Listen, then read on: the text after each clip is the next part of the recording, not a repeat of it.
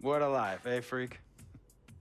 1 minute you're playing 21 and horse on the courts in Harlem, and the next moment you're in the showroom, configuring the gunmetal and graphite exterior of your luxury car and your iPad mini. Oh, I bet you get a crazy crowd when you drive that car around the block in the old neighborhood, huh? Yeah, I'm living the dream. Mad pandemonium. But folks from back around the way are real proud of me. Yeah, I hear you. Local kid makes good.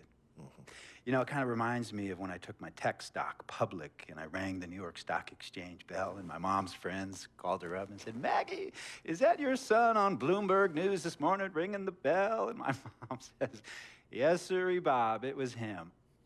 That was a great moment, freak. And you know, our lives are like a pearl necklace of great moments, all strung together with the finest silk thread of memories. And we have to be very careful how we cultivate those pearls and we thread that necklace. Does this meeting by any chance have to do with Vic Van Leer? I grew up in the burbs, freak. I wasn't poor, upper middle class, comfortable. My daddy worked as an accountant for one of the largest insurance firms in the country. Smart with his money. Mom didn't have to work. I went to boarding school. And then my dad died of a heart attack when I was a freshman at MIT. I was a movie geek, wanted to be a civil engineer, but I made my fortune by becoming a hybrid of both those interests. My dad didn't want me to be an accountant. Oh, listen to this. My best friend was a guy named Isidore. Yeah, we called him Izzy. He was one of the smartest human beings I have ever met in my life. I mean, Izzy was taking second-year college calculus courses as a high school sophomore, right? Straight-A student, full ride to MIT. Izzy had the world at his fingertips. But he was always looking for trouble, and trouble found him. He ran with the wrong crowd. And when we got to MIT, he got this great job working for a financial consulting firm in Boston. But every weekend, he would fly to Vegas. You see, Izzy had a system for counting cards in Vegas that had the big casinos on the Strip. Oh, stymied. He would come back to MIT with suitcases filled with $200,000 in cold cash. What? Yeah. So your man Izzy was getting hit off like that? Like a fat rat in a cheddar cheese factory, freak. Okay, so what happened to this dude Izzy, because he's dope? No, not dope. Dead.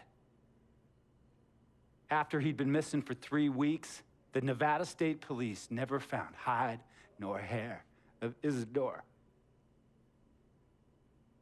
And our friendship took a hit when he asked me to hang out with him in Vegas, and I said I wouldn't do it because I knew he was on a dark and twisted path in his life. And yes, he was my dude. But no way was I gonna throw my life away trying to show my loyalty to a guy who really and truly didn't understand what loyalty was all about. So this meeting is about Vic. Correctamente. Okay, well, sir, Vic isn't Izzy. And why's that, freak? Well, for one thing, you and your dead friend Izzy didn't grow up poor. Me and Vic grew up in a neighborhood where we had to look over our shoulder every 2 seconds to make sure nobody was going to walk up on us and rob us. True. Izzy and I did not grow up in the hood. But we, like you, thankfully grew up in a 2-parent household. But even that wasn't enough for Izzy. He wasn't satisfied. He was always looking for a 5-alarm fire when he already had the warmth and comfort of a loving family. This is not about class warfare, freak. This is about the consequences of making bad choices and risking it all when you feel like you have nothing to lose. Vic is like a brother to me, sir. But you shouldn't be Brother Vic's keeper, freak. Would a brother go looking for trouble and put your career and your livelihood at risk by getting into fights at nightclubs and seedy after-hour joints and then scream to the media, "Yeah, it's all good, I'm an FOF, friendo freak. It's all misunderstanding. Y'all be haters, don't hate my game." I don't think a brother would do that to someone they really cared about, but a guy who looked at you like a meal ticket would. No. See, you don't understand Vic. Really? I don't understand. No.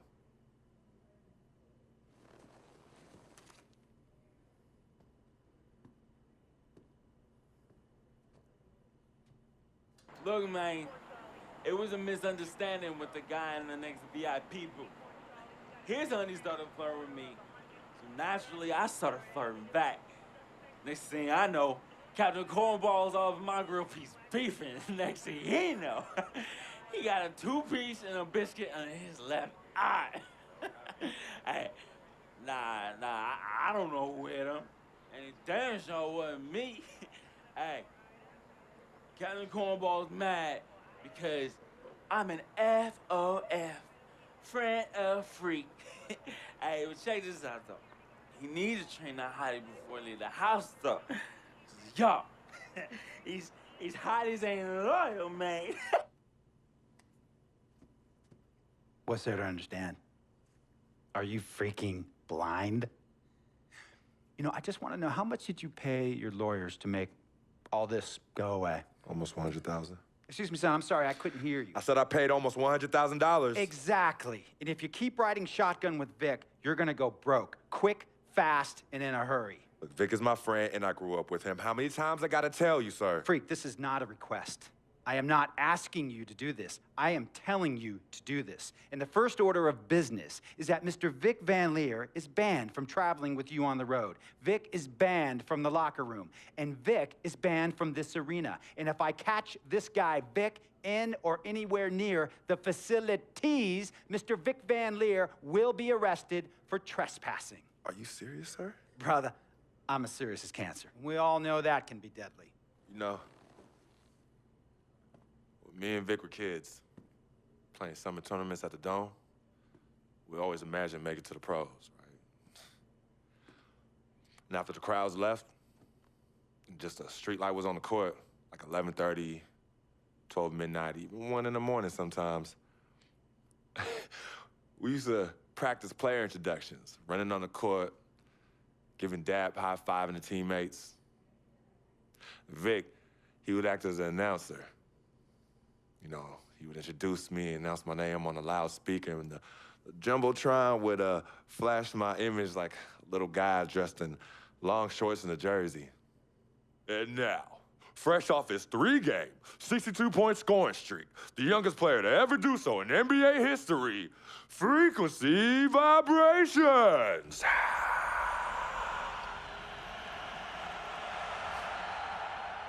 So me and Vic would sit in those empty bleachers at the Dome and dream like nobody's business. And now I'm living a dream. For real. And in so many ways, Vic was part of that. Please, listen to me. I mean, I know this guy's your dude from way back. Look, me and Vic go way back like the front seats of a '67 Cadillac. That's good. We go way back. Did you say front seats? Front seats of a '67 Cadillac. We go way back like the front seats of a '67 Cadillac. Well, Jiminy Crickets. I'm gonna be the hit once again at Herbie Allen's Sun Valley Shindig because my fellow billionaires love it when I walk and talk that talk. So that almost sounds... No, let me tell you exactly what it sounds like. I respect, admire, and most importantly, love you as a human being and a role model. But I pay you a lot. And I mean, I pay you a lot of money to play for my team. And I am in this game to win it. And you can't win it with an albatross around your neck like Vic. So Vic is done. History. And here's some more lingo that I picked up from a former megastar who used to play for me several seasons ago. Thought I would never release him until I did. And now he's the 6th man on a struggling team in Venice. And yeah, I'm talking Venice with the canals and the gondolas and Harry's bar, not the street ballers next to the fortune tellers on the beach in Cali. This guy used to tell me when he thought there was a player destroying our team, don't be a hero, cut that zero. And that is what I am telling you about Vic, freak. Don't be a hero, cut that zero. The only thing Vic brings into your life is headache. and unwanted and unnecessary negative attention, and it will begin to affect your mindset. And when it affects your mindset, it's gonna affect your play. And when it affects your play, it's gonna affect my team. And when it affects my team, it's gonna affect my money. And if it affects my money, Google Translate will become your new freaking friend. I want a championship ring, freak, and I want you to help me get that ring. And banners after banners hanging from the rafters in this arena. So, freak, hear me clearly and hear me good. V, G, Vic, gotta go!